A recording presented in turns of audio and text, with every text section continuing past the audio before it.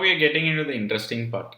That is how you could make use of fundamentals to validate your own price action trades or your technical setups with the use of inventory data. So when I say inventory data, and before I get into that, I'll just give you one example.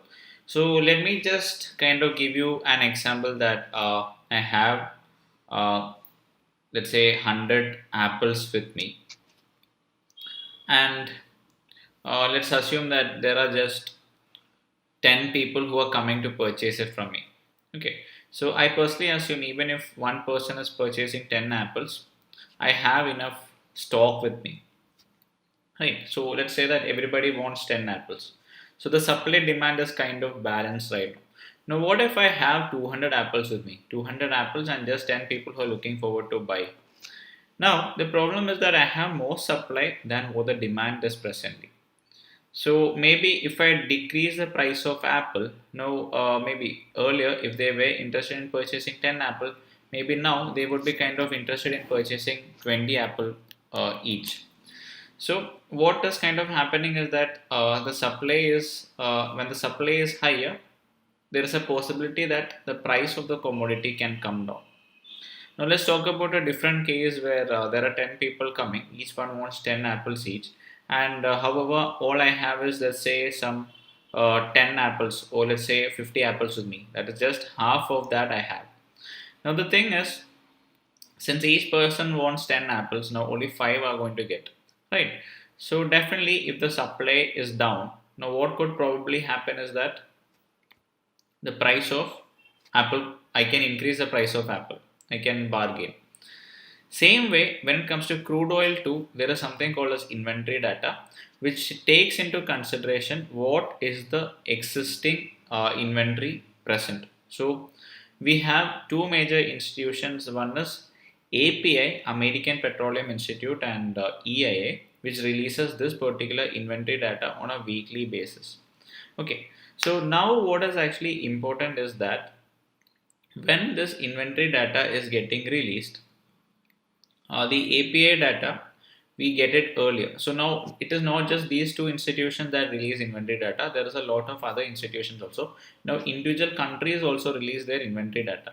But when you are actually considering the reliability, so we personally feel that it is the API and EIA data inventory releases that is the most reliable.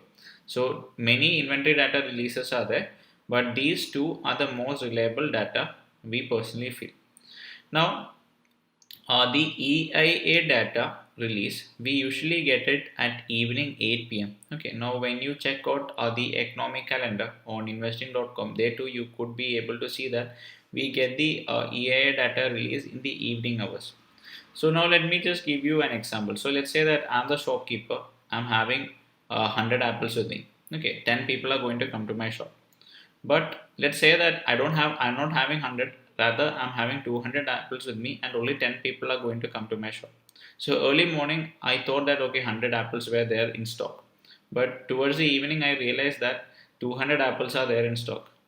So even though I was selling 100 apples at a price, now when I realized towards the evening that I have 200 apples with me, what will I personally do? So now I would kind of think about giving some sort of discount so that more people will be purchasing the apples, right? Now I personally feel if I giving it at a discount rate, more people will be interested in purchasing it.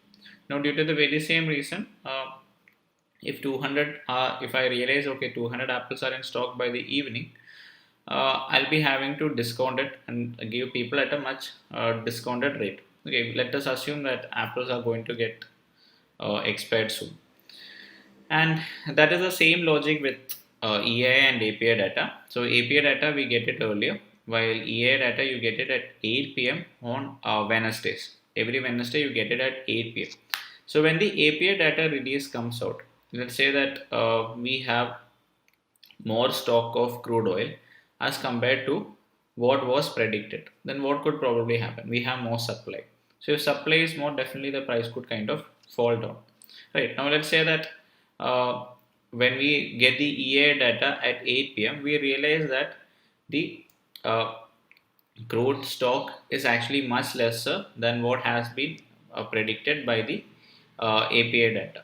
Okay, API data is lesser accurate, while EA data is the more reliable. Okay, now when we see the EA data, we realize that there is shortage of stock. Then what could happen? If there is shortage, demand supply is less, then definitely the price could actually pick up in value. Now whatever we are considering over here, we are not taking into consideration any sort of cyclone happening or any sort of natural calamities, all these things. Why I'm saying so? Because just think about a case where we have a good stock. The stock is pretty much high. So under usual conditions, if the stock is pretty much high, that means supply is more. If supply is more, what could happen?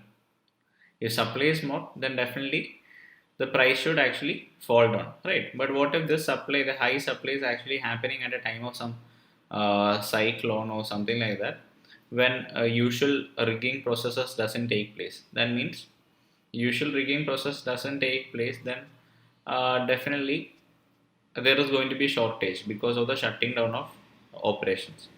In that case, it won't be something that is pretty much negative. So all these factors also should be taken into consideration. So don't think that just because this thing, everything should be tracked. So that is what I said. Okay.